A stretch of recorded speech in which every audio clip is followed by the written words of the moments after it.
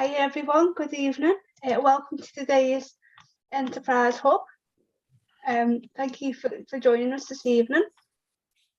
So today we have our Enterprise Hub event with our current writer on the block, Roy.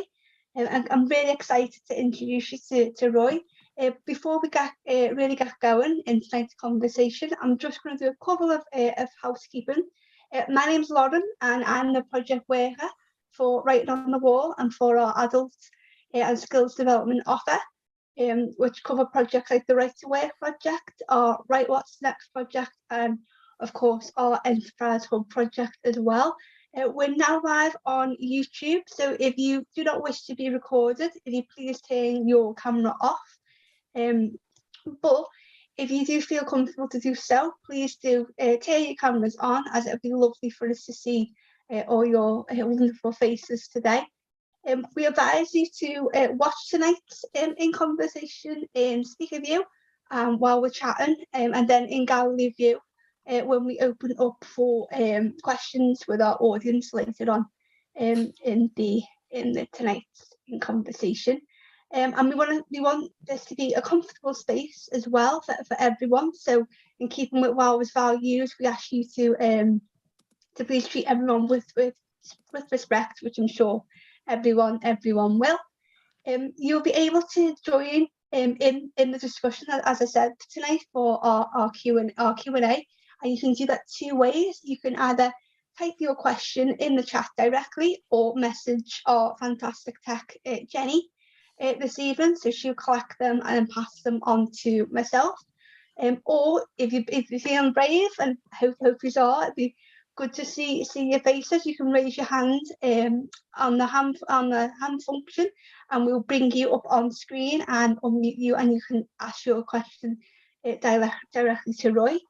So a little bit about the Enterprise Hub. It's a fantastic programme and provides 12 hours of free business support really to Liverpool City residents. For Writing on the Wall, we're the only creative partner of Enterprise Hub.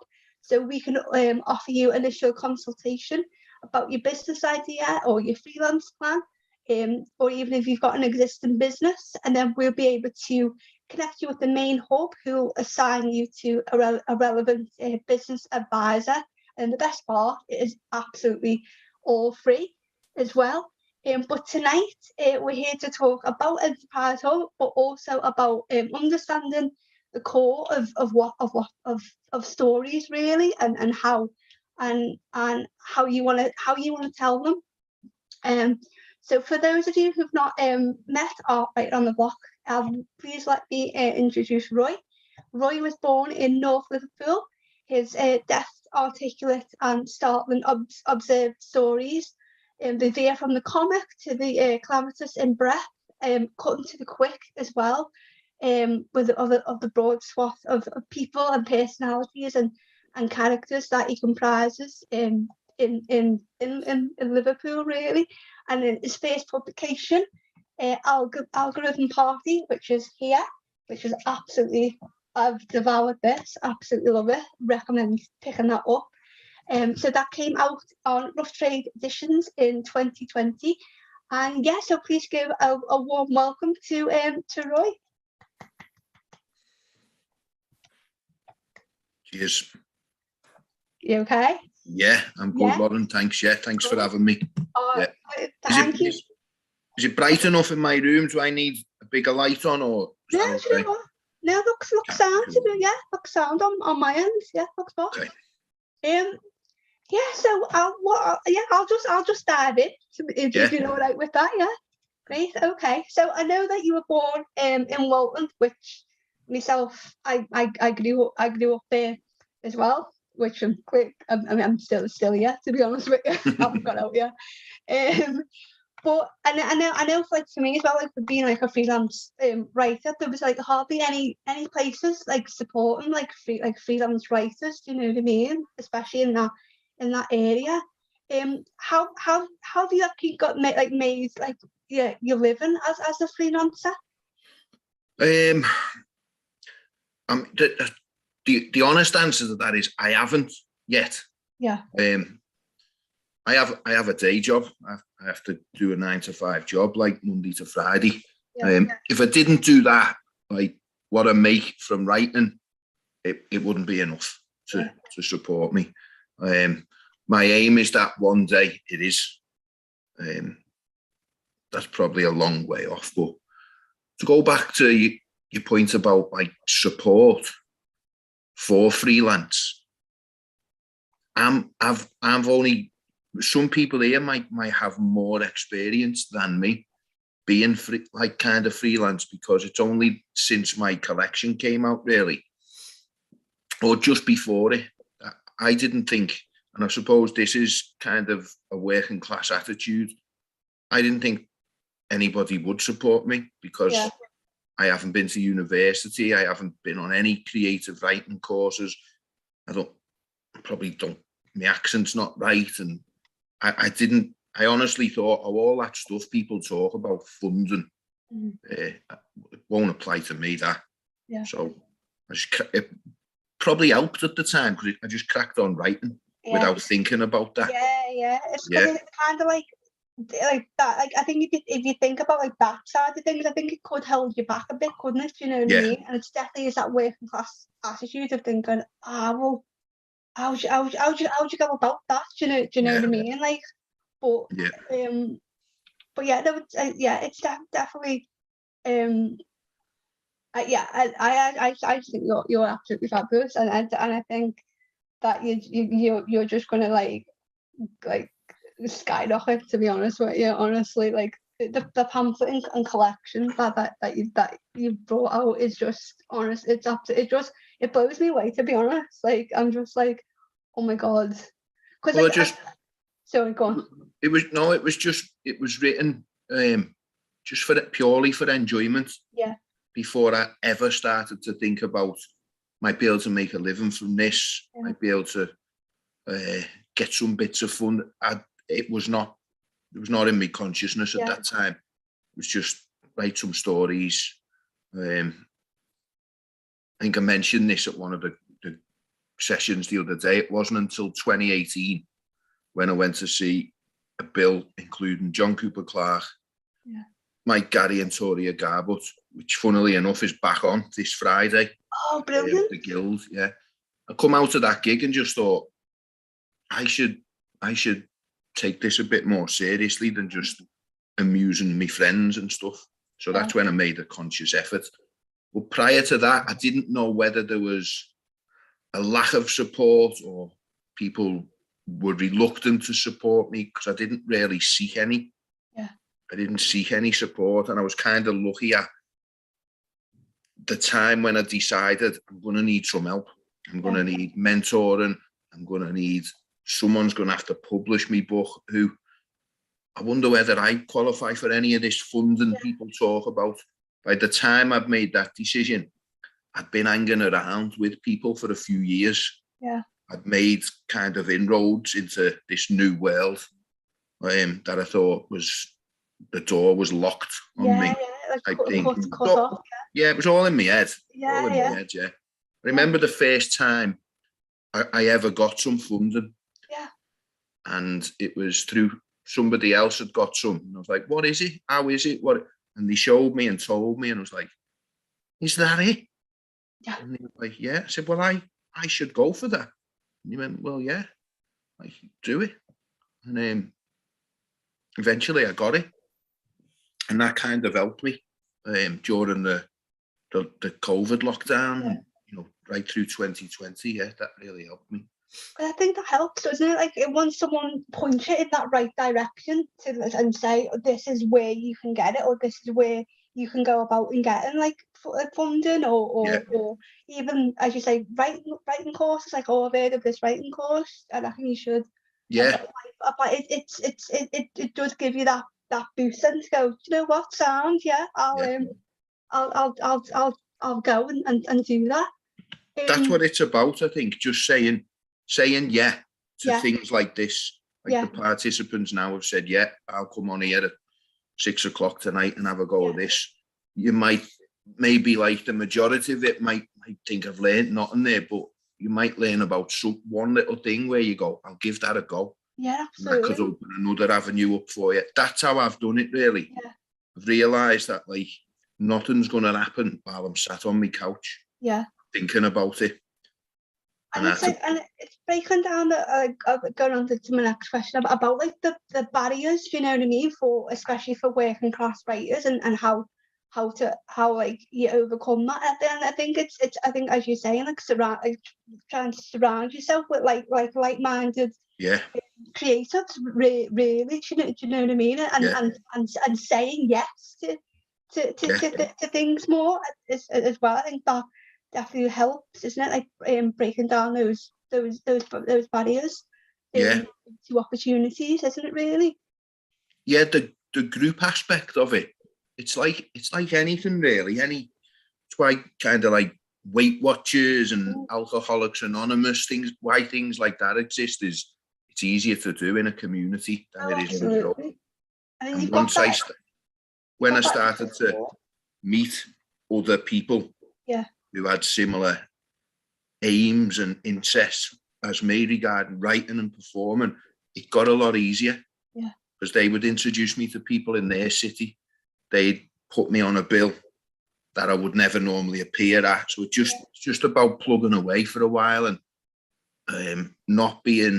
actually turning the obstacles into opportunities, and not just kind of staring at this roadblock thinking, I'm snookered here, I'm stuck, I might as well pack in. Yeah, and it's trying to have like that trying to put yourself in that positive mindset as well, isn't it? You know what I mean? Like, even though there might be a barrier in front of, like, you know what? Now I'm gonna find a way, and I'm gonna smash down that barrier and be like, do you know what? Yeah, I can do this. Yeah. All I wanted to do was, first of all, write some stories. Yeah. Second of all, perform them, and then eventually it was like, well, I want to put this out into a collection. Yeah. And just ask loads of questions, and if I knew someone who knew someone else, I'd be like, can you give me their email address? I'd like to ask them a few questions. Always being polite, but also like quite persistent as well. Yeah. It's a fine line, but bordering on a nuisance, I think. But I wasn't afraid to ask questions and ask for help and pointers and guides off people who I saw as, well, they seem to have it sussed. It was that grass is always greener syndrome. And when I get to talk to the people and know them, they'd have the same obstacles as me. They were just plodding along and doing the best. Yeah. And I know you mentioned as well, like in our conversation with our co-director, Mike Morris, that when you were younger and stuff, you did enjoy school and that, and you wrote your first story at age 10, Love Thy Neighbour, about the Liverpool. I was like, oh my god, I love that. About the Liverpool fan getting battered and the Everton fan helping them out and that. I was just wondering, would you think like that was the moment where like creativity like sparked in you as a writer? Because I know you were saying you used to like writing as a kid as well. Yeah, I do remember that. I remember it was quite a long story. I got really into it, and then because it was a competition, I got really invested in winning it. I was like, I'm going to win this. Yeah. And then just being really disappointed when the prize was a Bible. Oh, what a prize! Oh no. There was a couple of times during school I just I'd get into the process of writing. Yeah. But then there was other time, well, the majority of the time, I just couldn't be asked. I wasn't that interested. What I was really interested in, going back even before I was maybe in infant school, my dad would tell me stories. Oh yeah. Dad would just, he had a kind of method to get me to bed at bedtime. Yeah. Because I just wouldn't want to. But it'd just be like, if you go now, your dad will tell you the story, and then I'd be legging it up the stairs, and he just make them up.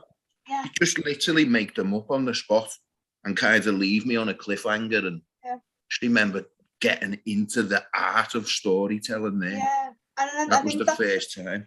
Yeah, and I think that's like an innate Scouse thing as well, isn't it? Every Scouse has got some story to tell. Like every Scouse has got. I mean, I think everyone has got a story in them, anyways. But definitely, I think the Scouse nature has definitely got. You hear like tales and stuff, don't you? Do you know what I mean? Like family and friends, like, oh my god, Yeah. did that really? Nah, that kind of happened. You're like, I know. no, You couldn't make them up. Yeah, exactly. Yeah. And then also I know that you obviously in the conversation as well with Mike as well, that you mentioned about like your kind of like your DIY approach that you took, what you're writing, like you handed like your early stories out to like your friends, you read them to like the lads like on the coach and stuff and that, Yeah. to the matches and stuff. And like now that you've published your pamphlet algorithm party, but like rough trade and that, like how has that process been of like, you know, having that like batch of stories like that you've written throughout your career, and like selecting like the ones that would go in the pamphlet? It was just nice to eventually have something like tangible, because for a long time I'd come off stage, particularly at certain gigs with bands or other established writers who had merch on the merch store, and I'd come off stage and people would go, "Where do I buy your book?" It's like, I haven't got a book, and that happened so much over a few years. I just thought I should have a book, really, shouldn't I? So all's it. I mean, nothing's changed really. The way I write, what I write about. What has changed is I'm a little bit more well known, and it's opened a few more doors. It's easier to get gigs now, because it's like that thing of you know, when you're applying for jobs and stuff, and it says must have experience. It's just like, well, if you don't give me the job, how am I going to get experience? Exactly. Yeah. Exactly. And it's similar in this game, really. Like now, got an all right CV, and you know, I've been booked for a few festivals this year because they know what I've been up to. But I'm still the same writer I was like 3 years ago. Yeah. And no one would give me a gig, so I had to set my own up. So it's opened doors like that, definitely. It's been useful that way. And some kind of like people, I just chanced my arm, didn't I? I'd get like 20 free copies of it and think, right, who am I going to give these to? In a real, like, quite a self-seeking way as well. Like, I'm only giving these to anyone else wants one, they're paying. It's kind of like, well, I'm going to give these to someone who's in that world. And it worked. Like, it worked. They got a free book out of it and an hour's entertainment. But some people, they got back to me and they said, this is good. We're really into this. Yeah. Like, have you ever wrote for TV or stage or anything like that? And my answer was just no, but I will. Yeah. Like, I'll give it a go. Yeah, exactly. Is the opportunity again? It's creating your own opportunities, then, isn't it? Do you know what I mean? That's what I know. I'd love to watch one of these screenplays and stuff. That'd be boss. Yeah, that's hopefully the next bit. I don't know whether I don't know what I prefer, and it might not be up to me, but I think I'd like to learn the ropes, kind of thing. If someone said, you know, we've got this show or this drama or this comedy, will you come and help write this character or that? Eventually, I'd like to pitch my own thing to them, which I've made starts on. And but again, it's like I need to listen to the experts. I need to. It's like going up a level from when I was asking all questions to poet to perform, and this is now like people who are in the TV world. I need to know how to adapt me writing for that. The core of the stuff, it's still going to be like good. Yeah, and it's still going to be you as well. Do you know what I mean? You can have your mark, because I mean, I can like reading through like the pamphlet and that, like I can. There's characters here that just jump out on the page, and I can be like, I can see them on screen. Like, you know, you can definitely see them. on the screen. So you know, I'm excited for you. I'm really excited. And I know, and also I know that you currently you're working with our Watch Your Story project as well. Yeah. You're doing your like 9 to 5 job with Damien John Kelly House, which is, if anyone doesn't know, it's a residential recovery service for males as well. Could you speak a little bit more about that for us, PJ? Yeah, because it's a fantastic project. It is. It's been one of my favourite things, actually, because that group of men. So yeah, what it is, it's a group of men who are kind of in recovery from addiction, and have done stuff like rehab. They've got themselves off substances, and now they're kind of just integrating their way back into society. And one of our aims is, well, a few aims we've got, is that they will get recovery through art, sport and culture. And this is the creative side. So like, I do it all week with them, because I hear them, how they speak and stories they tell, and I can see that they're all really creative. But formally, once a week, we sit down and we write, or they'll be given a set task. And honestly, the standard of work has blown my mind. Really, it's blown my mind to the point where, like, a couple of them, I'm like, I'm going to give you a gig.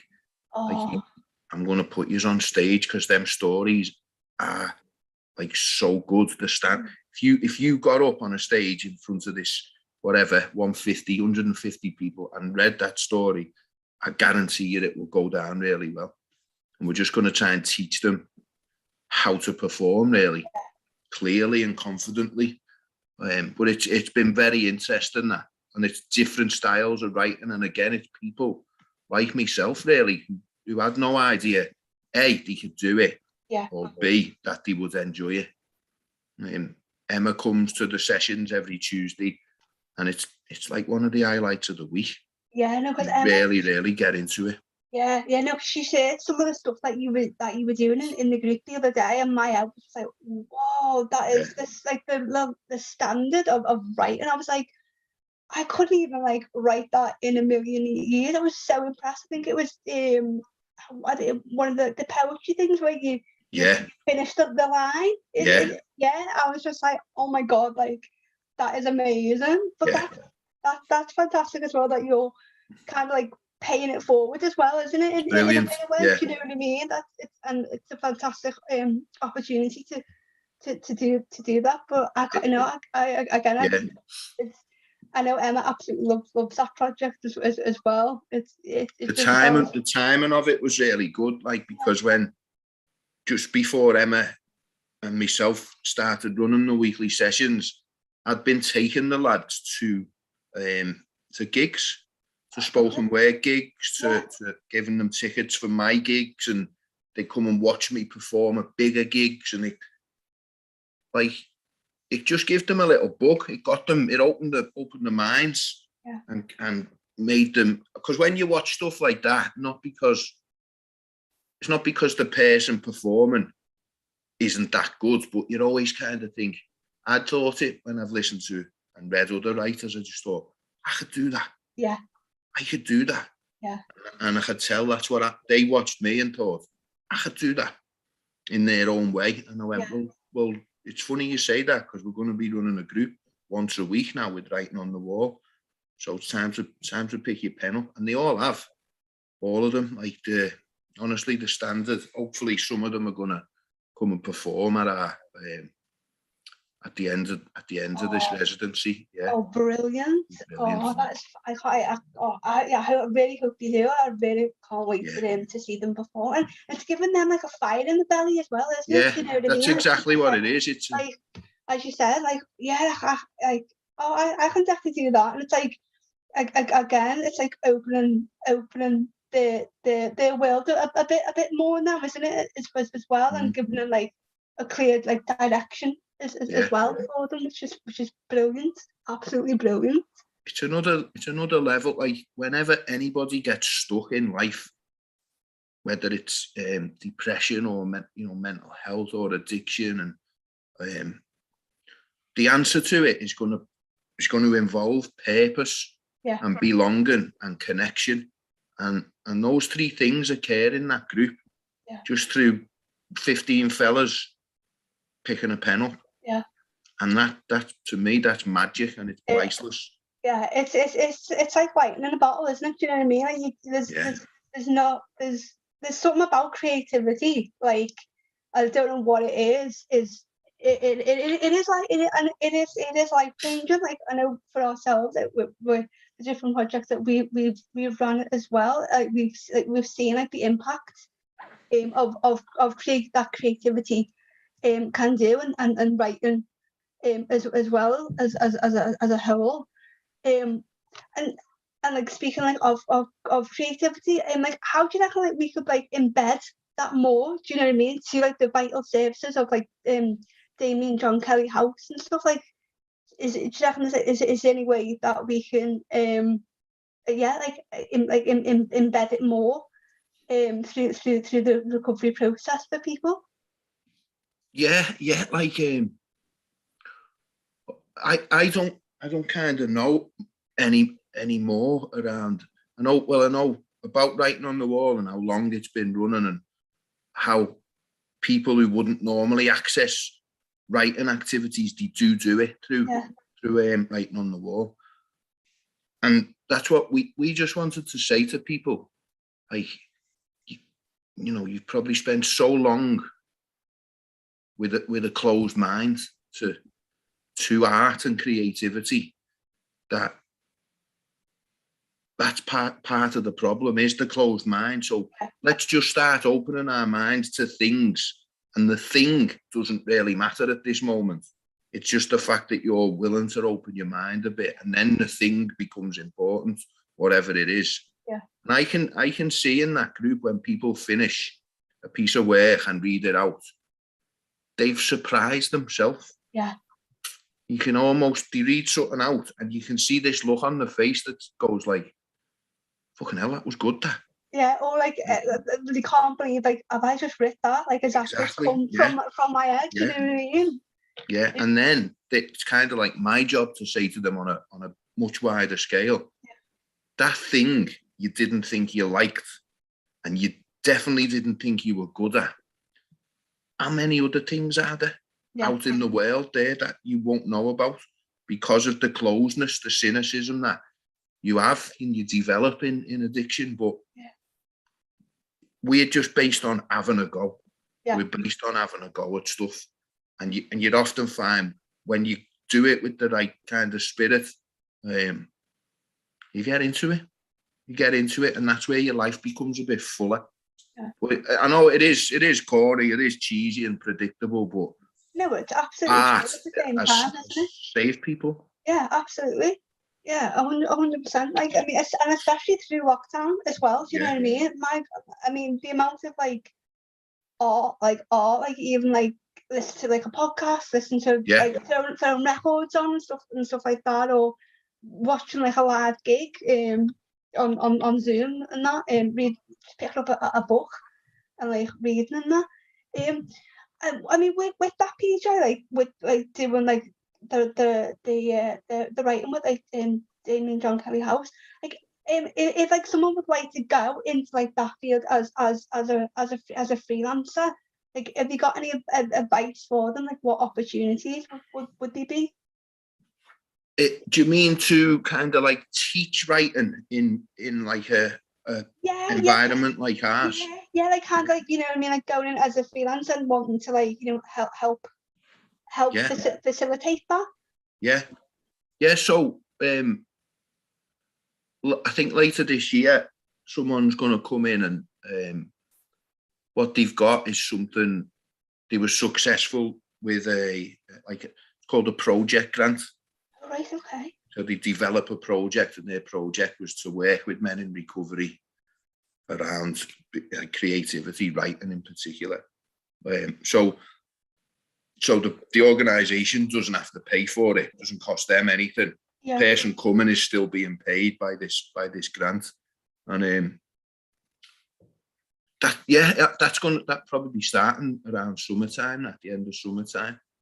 But there's room for it everywhere in whether it's in psychiatric. I mean, I used to visit a psychiatric unit regularly, and just coincidentally on the day I used to go there, they used to bring a violin player in, and every Thursday she'd just sit in this hall while like the residents would, I think they were having the dinner or they were on like an hour's leisure time, and she just played the violin for an hour or two in this hall, like not formally, nobody would sit down watching it, it was just there.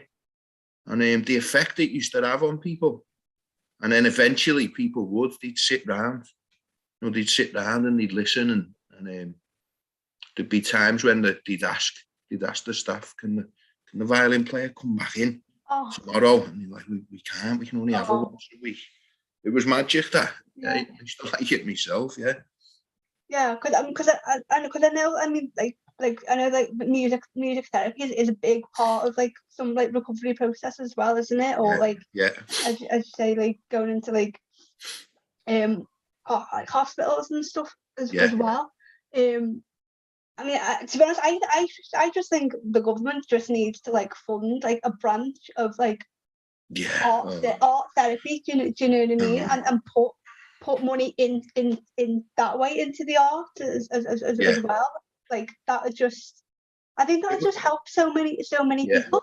It should just be like, I'll try not to get too annoyed or go on about this for too long, but when when lockdown happened and artists, their whole income stopped, performers couldn't perform, and the government said, you'll just have to retrain then, just like go and work in a factory or a shop and all that. And it's like when they're trying to make savings, it's art and recovery stuff that gets cut. Yeah, just like that's the first thing to go, isn't it? Yeah. Like, what are you playing at? Like, there's nothing. You need it. It's a necessity in people's lives. Absolutely, I absolutely 100% agree with you. But no, I definitely think that the government needs to do that. Like, defo, it just needs to be done. And then there's things like, this is quite big in the recovery community, like kind of in early recovery, and that it was just build in your community and don't rely on stuff. So you get like, I know when I was early in, it'd just be like, right, we're playing football, we haven't got any money, but we've got a ball and we're just going to go and play on the field, and that's us once a week. That's what we're doing. There's no money involved, there's no funding involved, it's recession proof. That's what we're doing. And then they started to do that with things like writing and that. Right, we've got pens and bits of paper, let's just do it. It was all a bit rough, like rough and ready, but it was just like, we've got to make things happen ourselves. We can't rely on a service to provide for us.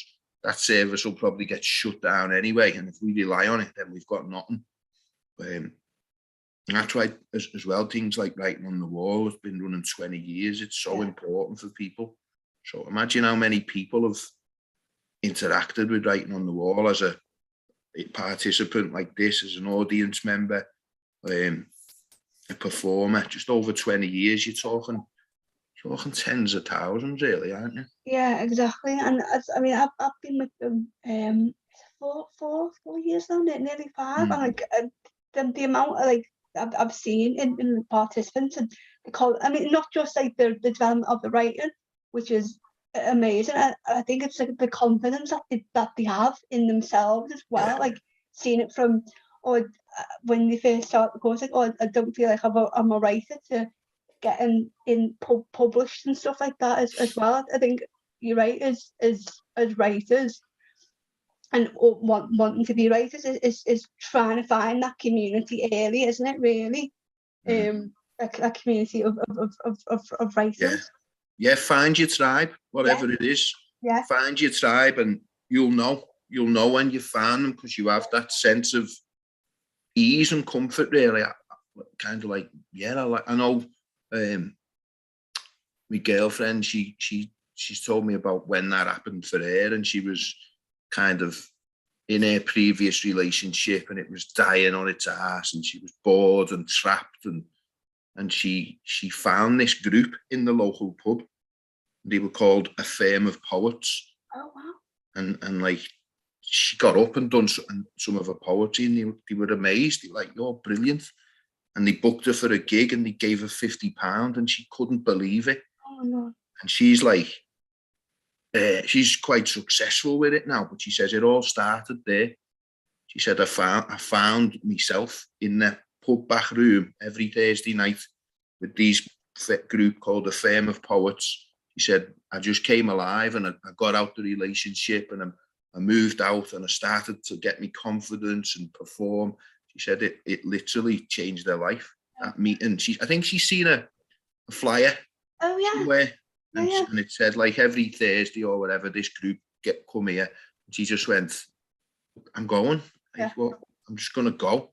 Might be rubbish and useless, but I won't know unless I go. Yeah, exactly. And that was kind of like, yeah. God. Yeah. No, I think that is actually brilliant advice for writers, and especially with like this writers block as well. Like that, we're trying to create like a wider community as well of writers, and especially like from our projects to like we encourage our participants. I know some of them are watching tonight as well, to come in and be part of the WoW. The WoW community and the WoW family as well. Well, there's loads of things in Liverpool that overlap each other. Absolutely, yeah. Like, and I know there's Julie, who was on earlier. Me and her are part of a cycling group that go out every fortnight. Oh yeah. And just promote cycling. But there's about 40 of us, and they're all really creative people that are involved in different stuff. One's an illustrator. It's and going on them rides, you meet just interesting people, and they put gigs on themselves. We did a big cycle where like you buy a ticket for this gig, and you don't know anything about the gig. You don't know who's on or where it is. They just say turn up on your bike at this point, and we're cycling to the venue. And I was on the bill at one of them, and they make the rides really easy and doable for all levels, ages, fitness, and all that. So those kind of things really work. We've got, and these are open to the public, and they don't cost any money. These things, like we go to a place called the Reader, Calderstones Park. Once a week, we do a shared reading thing where the facilitator just brings along one short story, one poem, and we read them out and we talk about them, and it's just an hour of real like connection. It's pure, you know what I mean? And I've brought some people along from work who I've had to drag there kicking and screaming. What are we going here for? I don't want to sit in this room reading about poetry. And when the hour's finished, they're like, is that it?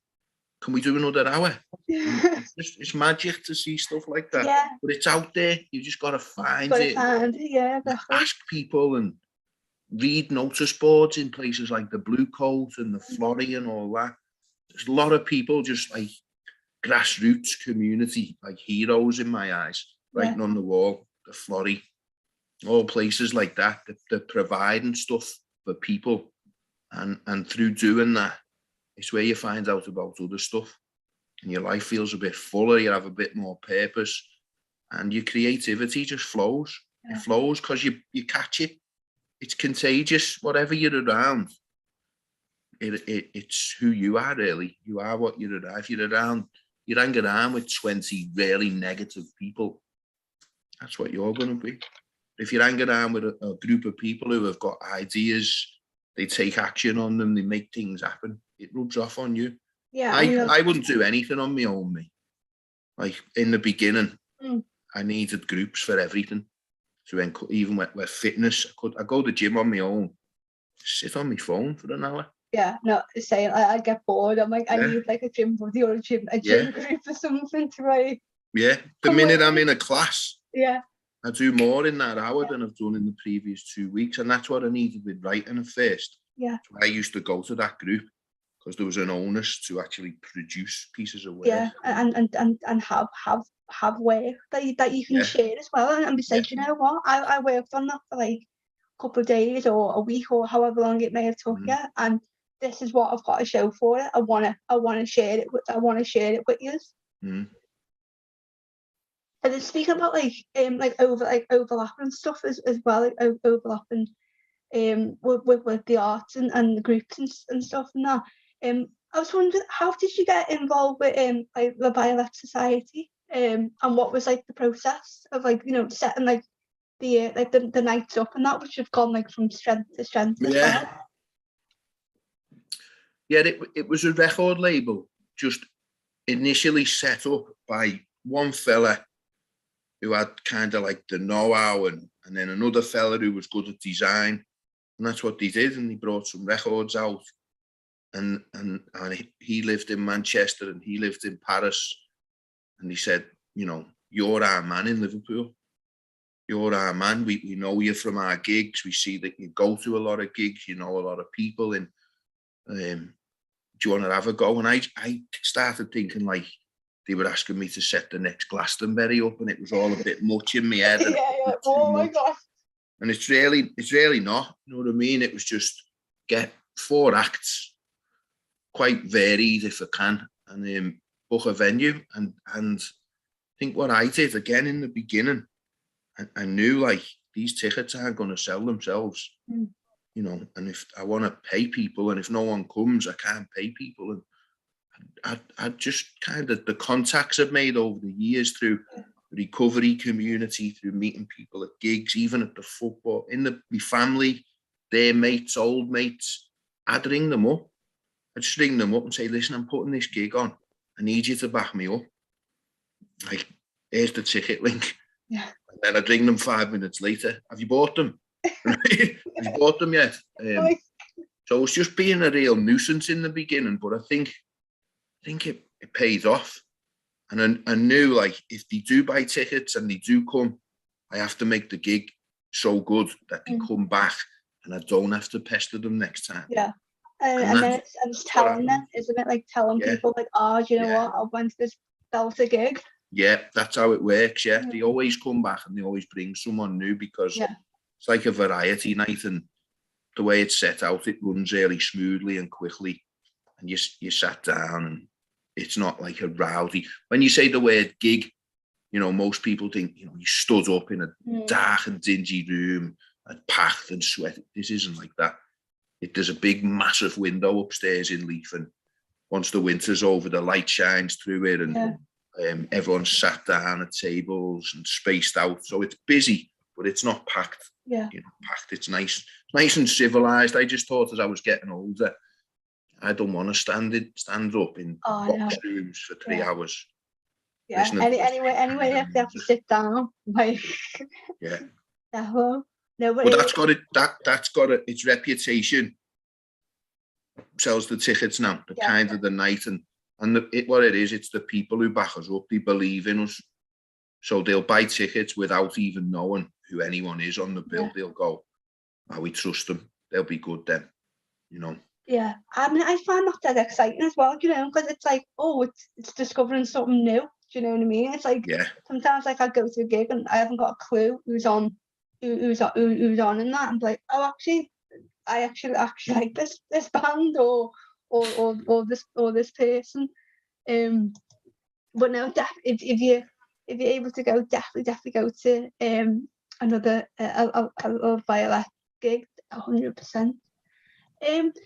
So I'm just gonna open it to questions from the audience. So if anyone's got a question for Roy, if you want to pop it in the chat for me, and I'll get that to him. Or if you want to come, if you're brave enough to come and do it on screen, more than welcome to do so as well.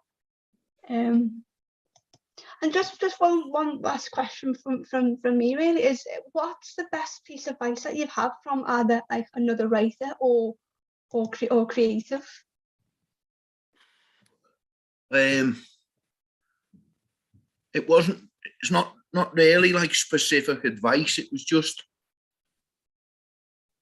was just hanging around with them and seeing that they just kind of opening the door to a new world, really. and hanging around with these people who I just thought was so talented, but they gave me, without spelling it out, they gave me permission to do it. Yeah. I needed it. I needed some kind of permission to do it, and they did. And no one's really given me advice as such, but they've encouraged me a lot. They've been like, this is good. This is good. You know, you should do this with it. You should do that with it. But yeah, not so much specific advice. So probably I haven't had it yet. Yeah. The best piece of advice, and maybe I'll get that when I step into, hopefully, like the TV world and that. And some expert will go, right, your writing's great. However, you need to do this. And I'm happy to take all that on board, mate, because I'm a brand newbie in that kind of game. Yeah, so we've got oh great, so we've got some questions coming in. So let's check the chat.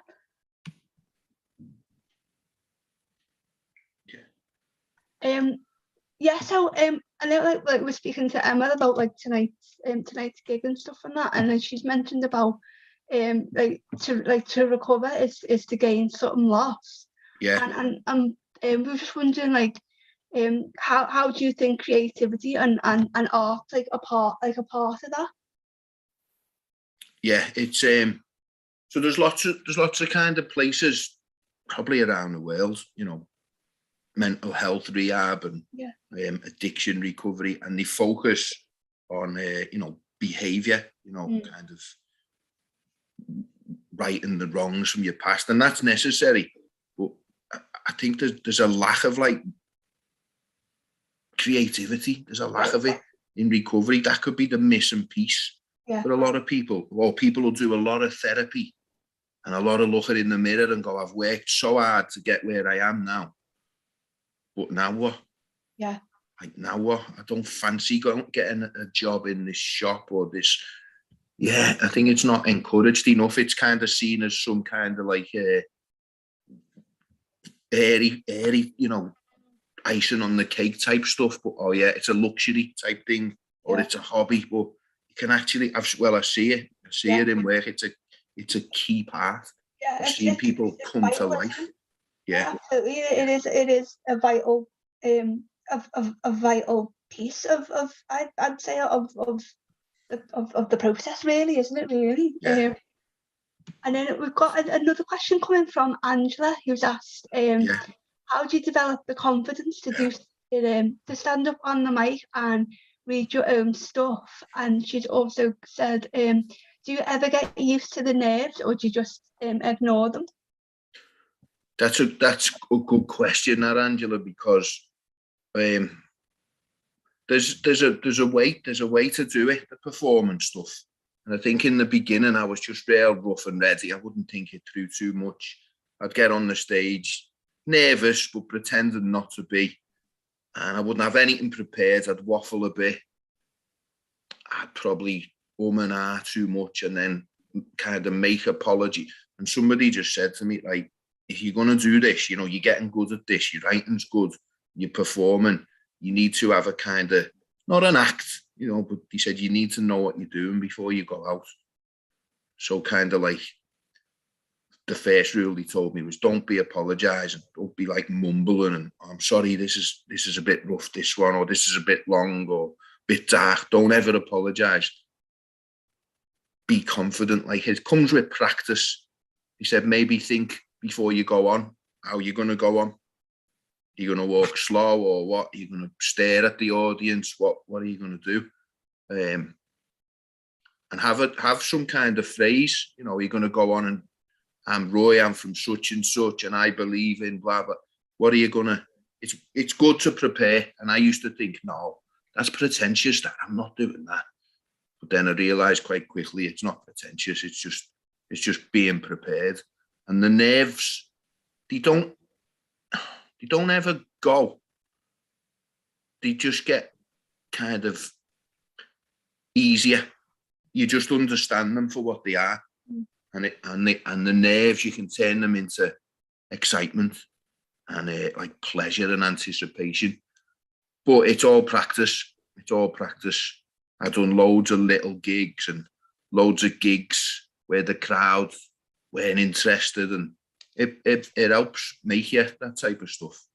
I know, like comedians, you know, they must have it rough, mustn't they? Sometimes where they just go down. No, I haven't. I'm on the bottle for that. Oh no, I couldn't. I just. Oh no! Like if I tell a joke and no one laughed, I think that I'd have to walk off. I'd be like, oh. But actually, maybe I could send some videos here. But there's some poets on YouTube, and you just see how confident they are, and it's practiced. It's not. It's not even that they're confident. They just look confident. They've worked out how to go, and once the audience can see that you're confident, they buy into it. They really, and there's nothing wrong where if they can see a bit of vulnerability and shyness and reservedness, they don't want cockiness and arrogance. They just want someone who goes on this. They believe in you more. And I remember asking some comedian was running like comedian classes, and I was like, "What, you can teach people to be funny?" And he was like, "No, it's not about that." He said, "But you can teach them to be confident, and people will believe they're funny. Then they're more likely to believe that they're going to be funny if they're confident." I was like, "Okay," but it's the same with me, especially if a big band say to me, "Right, we've got a gig tonight, 600 people, sold out. Do you want 10 minutes at 8:30?" And I have to think, I'll say yeah, but then I'll have to think, right, what am I going to do? What stories am I going to do? I've got to do short, snappy, funny ones, hard-hitting ones. I've got to have a good intro that they're going to remember me by. I might walk off and leave them with a quote. You just start to think them things through. The more you kind of rise up the level a bit. But in the beginning, it's just practice, like anything. Learning an instrument, learning a language, it's just practice. And that nerves are actually all right. Yeah. They're all right, yeah. Yeah, but I was going to say, it's good to be like a little bit nervous, isn't it? You know, yeah. It's healthy in a way. I'd be a bit like, oh, if I'm not nervous, I'm a bit off there. Yeah, yeah, definitely, yeah. It's healthy to have those nerves.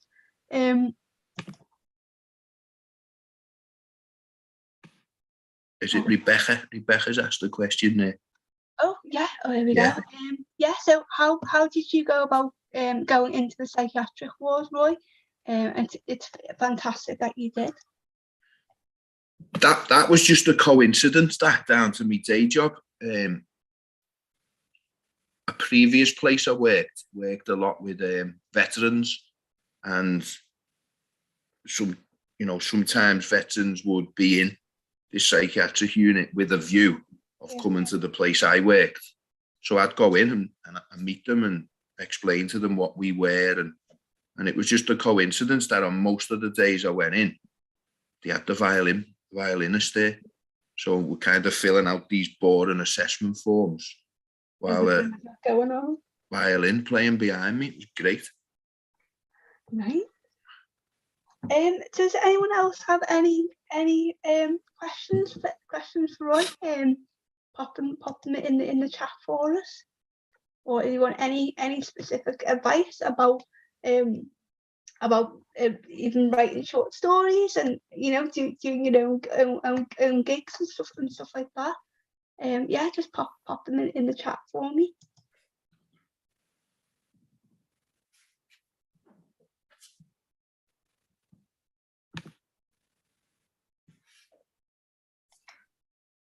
Oh, okay, great. Okay, so we've got one last question. So we've got, do you have a specific process when you write? Like, is there something that helps you inspire for inspiration and ideas and flow?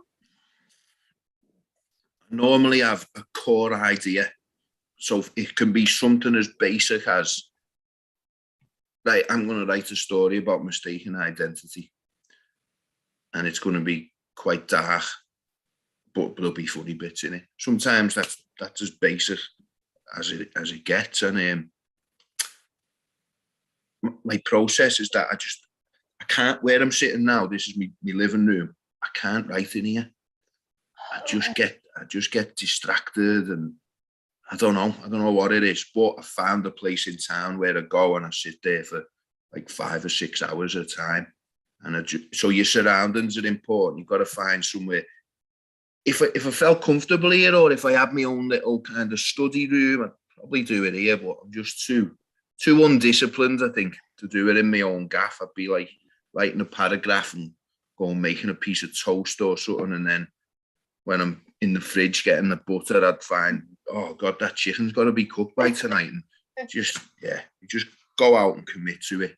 But yeah, just have a basic idea. Or sometimes, I mean, let's see if you can see this.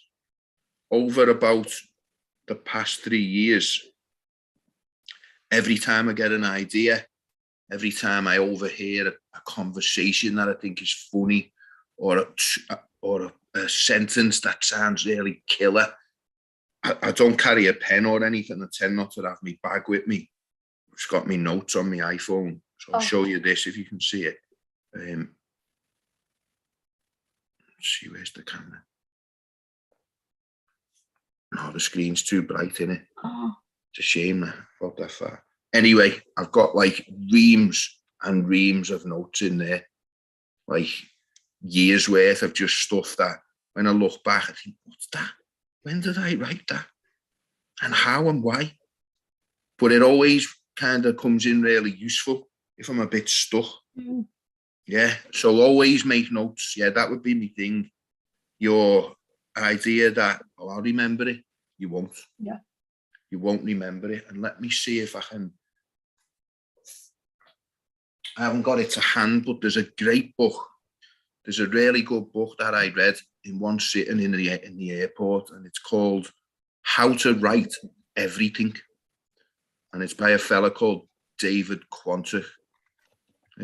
It's dead simple to read. It's about writing plays, TV shows, jokes, copywriting. Basically what it says on the cover. But I found it dead simple to follow and just was a little bit inspired after it. Thought, oh yeah, I'm going to have a go at this play I've been writing.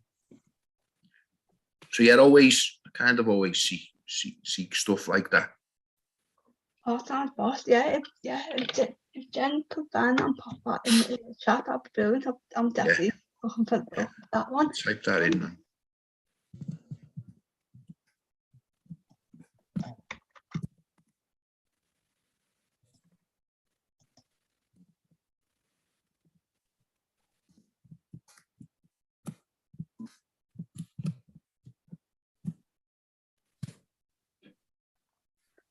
Brilliant. Dead easy read that. And then our final question is from Angela, who'd like to know where she can go to get funding, if possible. Yeah, so this was just something I didn't have a clue about. I think just as the initial lockdown period was ending, in Liverpool, I was reading the local newspaper, the Liverpool Echo, and it was just a bit in about Culture Liverpool and the city council, whatever, they provided this money, and it's to, what was it called? It was called Without Walls, and it was about putting some stuff on outside, because at the time, the COVID stuff, we weren't very knowledgeable about it, and it was just like, we don't want to be, people felt unsafe indoors and put something on outside. So I looked at it, just kind of looked at it, and then I looked at the application process and thought, that's dead easy to fill out, because I'm a bit scared of bureaucracy, but that's dead easy. I'll say to them then that I'm willing to put a gig on outside my mate's pub, and that there's 6 writers, and I'll pay them all good money, and I'll hire a PA, I'll do a poster, and blah, blah, blah. And they got back to me like 2 days later and said, there's £3,000. Oh my God. That was the first time I'd ever got any funding. There's £3,000. So it's like, wow, okay. And I've done it all properly, costed it. This is how much we'll pay our performers. The pub who are letting us use the outside, we'll pay them. I'll need a tech guy for the PA, we'll pay him. And I'll take a little wage for it for organising it. And then since then, I just keep looking, keep asking people. Arts Council have some good ones. Their process isn't easy, but again, you just ask people who've done it. That's what I did with mine. I said, have you had one of these grants? Yeah. Okay, can you check over my application? Have I missed anything? Do I need to take stuff out? Is it over convoluted? Just check things. And then there was another one called the Dream Fund. That was another lockdown thing, and that was really, really simple. And we did that at work. And what it was, I put this application together and said, I would like to buy some cameras for the residents at my workplace, and then we'll take some pictures, we'll develop them, and we'll write about them. And they got back to me the next day, said, here's £1,000. And I'm sure there's loads that I don't know about.